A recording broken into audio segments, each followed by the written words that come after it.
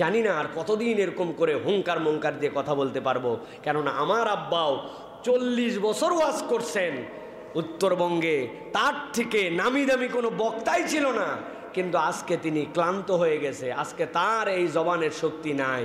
মাটির মানুষ মাটিতে মিশে যাবে। 2 দিনের জন্য আসছি আমি, আল্লাহ হয়তো একটু সম্মান দিছে, এটাকে আল্লাহর কৃতজ্ঞতায় বারবার স্মরণ করো। এখানে ফুটানি ফাটানি মারানোর কোনো জায়গা নাই। নামাজের পরে সম্মিলিত মোনাজাত না করলে হুজুর খারাপ আছে না ভাই? অথচ নবী তার জীবনে কোনো দিন করে নাই। হাজার বলানোর পরে বলছে আমার মুরব্বী কি কিছুই বুঝে নাই। আছে না মিলাদ কিয়াম অমুক তমুক, এইগুলা নিয়ে আমরা এখন পর্যন্ত ইসলামের সঠিক রাস্তায় উঠতে পারি নাই। আর এই লোক নাকি আহা আবু জেহেল নিয়ে গান গায়, হায় রে আবু জেহেল তোর কপাল মন্দ, নবীরে দেখিয়া ইমান আনতে পারলি না। ভণ্ডামো মারান আপনি মিয়া, আপনি নবীর সুন্নতের বর্ণনা দেওয়ার পরেও আপনি সুন্নত গ্রহণ করতে পারেন নাই, আপনি আবার আবু জেহেলের ইমান নিয়ে কান্নাকাটি করেন। ভণ্ডামো। দুনিয়াতে একটা আমল আছে, যেই আমল করার পর আপনি গ্যারান্টি দিতে পারবেন যে আল্লাহ তোমার এইটা কবুল করা হয়েছে। নবী এই গ্যারান্টি দিয়ে গেছে।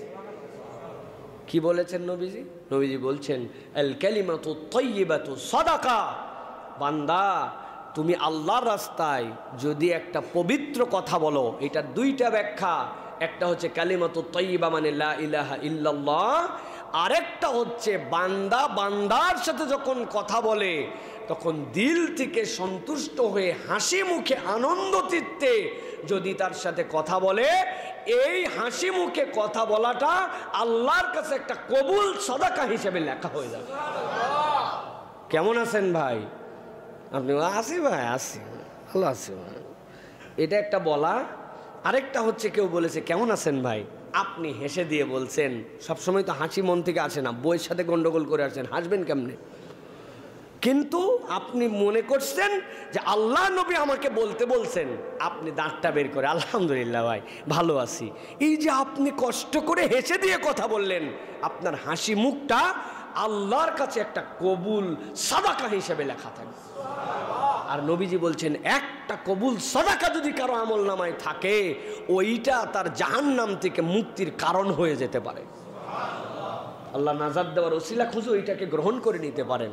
আমাদের কি যে ভাব হয়েছে ভাই, মানুষের সাথে আমরা সুন্দর করে কথাটুকুও বলি না। কি যে একটা বাপ আমাদের, বাপরে বাপ, কি হনুরে, এরকম একটা মুড আছে না?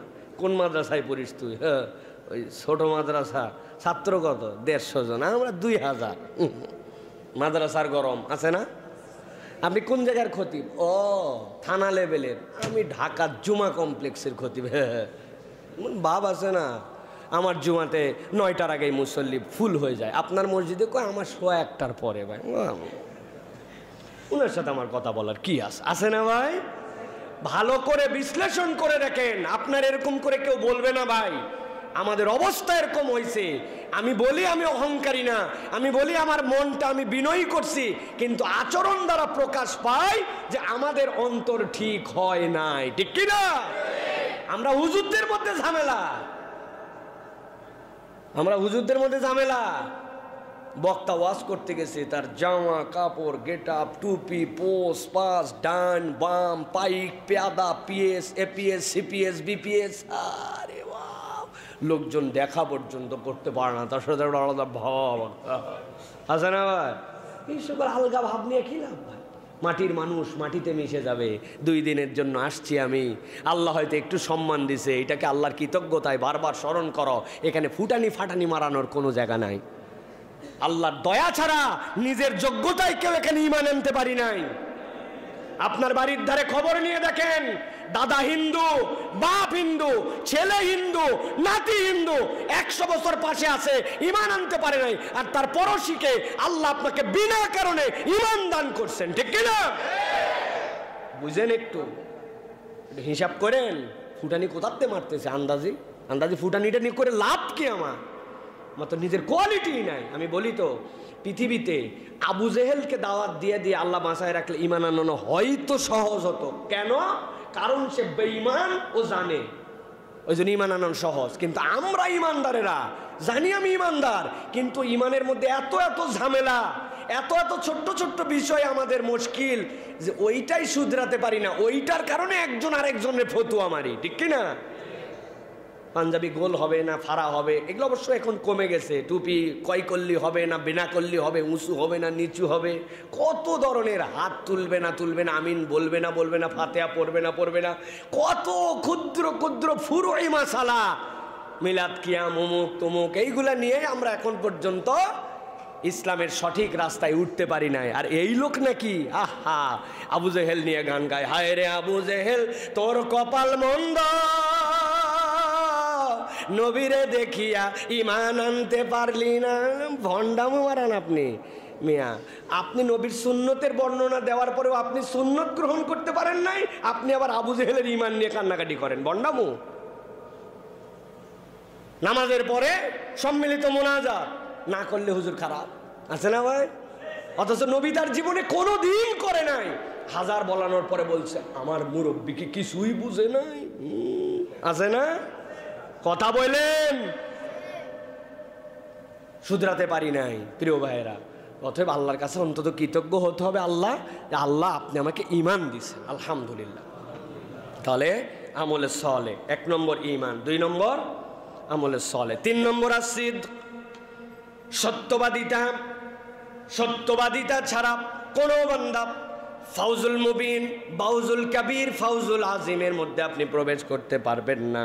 আল্লাহ সূরা মায়েদার 199 নম্বর আয়াতে বলছেন, ক্বালাল্লাহু হাযা ইয়াউমু ইয়ানফাউস সাদিকিনা সিদকুহুম লাহুম জান্নাতুন তাজরি মিন তাহতিহাল আনহার খালিদিনা ফিহা আবাদা। আল্লাহ বলছেন, ও দুনিয়ার মানুষ, তোমাদের সত্যবাদিতা আর সত্যের সাথে থাকা, ওইটার রিওয়ার্ড আজকে আল্লাহ তোমাদেরকে দিয়ে দিচ্ছেন। আজকে তোমাকে চিরস্থায়ীভাবে জান্নাতে ঢুকানো হবে, এইটা ঢোকার রাস্তা আছে আর বের হওয়ার রাস্তা না। আল্লাহ খালিদিন বলার আরেকটা ব্যাখ্যা মুফাসসিররা বলছেন, দুনিয়ার যে কোনো সুখ শান্তি, দুনিয়ার যে কোনো কিছুর প্রাপ্তি, এইটা হচ্ছে সাময়িক, এইটা থাকে আবার চলে যায়। আজকে আমার যে দাপট দিয়ে কথা বলতেছি, জানি না আর কতদিন এরকম করে হুঙ্কার মঙ্কার দিয়ে কথা বলতে পারবো, কেননা আমার আব্বাও 40 বছর ওয়াজ করছেন উত্তরবঙ্গে, তার থেকে নামি দামি কোনো বক্তাই ছিল না, কিন্তু আজকে তিনি ক্লান্ত হয়ে গেছে, আজকে তার এই জবানের শক্তি নাই। সুম্মা রাদাদনাহু আসফালা সাফিলিন, আমিও একদিন ওরকম হব, যেই মুরব্বী এখন দাঁত দিয়ে চিবাতে পারতেছে না, হাড্ডি একটা সুন্দর খাবার দিলেও বলে, বাবা আমার সাথে কি ইয়ারকি মারতেছো বাবা, আমার বয়স কত হয়েছে, হাড্ডি দিচ্ছে, কই খুব মজার হাড্ডি, চিবায় দেখেন। মুরব্বীর দাঁত নাই, মারি চিবাতে পারবে ভাই? কিন্তু আজকে আমার দাঁতটুকু আছে, আজকে আমার যা আছে এরপরের দিন সেইটা নাই। তার মানে দুনিয়ার কোনো কিছু স্টেবিলিটি নাই। আমি আরও বড় করে উদাহরণ দিলে যদি বলি, একজন ঢাকাতে ক্রিকেট খেলা দেখবে, এলাকার থেকে বলছে, দোস্ত তুই আমার জন্য একটা টিকিট করার ব্যবস্থা কর। ওই বলছে, দোস্ত টিকিটের যে চাহিদা সব ব্ল্যাক। বলছে, ঢাকায় থাকিস তুই, কিসের ঘোড়ার ডিম ঢাকায় থাকিস, তোর যদি দাপটই থাকে একটা টিকিট ম্যানেজ কর। তোমার পেস্টিজের মধ্যে লাগছে, ও একটা টিকিট নিয়ে খবর দিছে যে ভাই 500 টাকার টিকিট 2000 টাকা চাই, বলে নিয়ে ফেলা, কোনো ব্যাপার না। আব্বা যখন বাড়িতে থাকবে না তখন 2 মণ ধান সাইড করলেই টাকা বাড়াই যাবে। 2000 টাকার টিকিট নিয়ে ঢাকায় খেলা দেখতে আসছে, দুপুর 2টায় খেলা, সকাল 10টায় লাইন, ভিতরে ঢুকছে, এরপর আনন্দ ফুর্তি, 4 ছক্কা সব দেখছে, এরপরে ম্যাচ প্রেজেন্টেশন দেখছে, দেখে সেই জায়গায় ম্যান অফ দ্য ম্যাচ দেওয়া দেখছে, সব দেখা শেষ। এখন দোস্ত বলছে চল বাড়ায় যায়, বলছে বাড়াবো মানে 500 টাকার টিকিট 2000 টাকা দিয়ে কাটছি, বেটা খেলা দেখছি কেবল, আগামীকালকে খেলা দেখে তারপরে বাড়াবো। এবার বুঝে থাকলে বলেন তো ভাই, যে এই লোক যদি তেরামি করে আর যদি বলে আমার দেশ, হ্যাঁ আমার শহরের রাজধানী, আমার টিকিট, আমার দল, অতএব আমি ভাই আগামীকালকে খেলা দেখে পারবো, পুলিশ বলবে সোজা বাড়ালে বাড়া, না হলে একদম তেলতেলা করে বের করে দিবে, ঠিক কিনা ভাই? তার মানে আপনার দেশ, আপনার টিকিট, আপনার দল হওয়ার পরেও আপনার আনন্দটুকু স্থায়ী নয়। আল্লাহ বারবার এই কথা বলেছেন, খালিদিনা ফিহা আবাদা, তোমাকে বান্দা এমনি ঢুকানো হবে না, চিরস্থায়ী শান্তির জায়গায় ঢুকানো হবে, যেই শান্তি তোমার আর কখনো ফুরাবে না। সুবহানাল্লাহ। এগুলো বুঝেন একটু হৃদয় থেকে, আল্লাহ কি বুঝাতে চান আপনাকে, আল্লাহ এমনি এমনি বলেন নাই।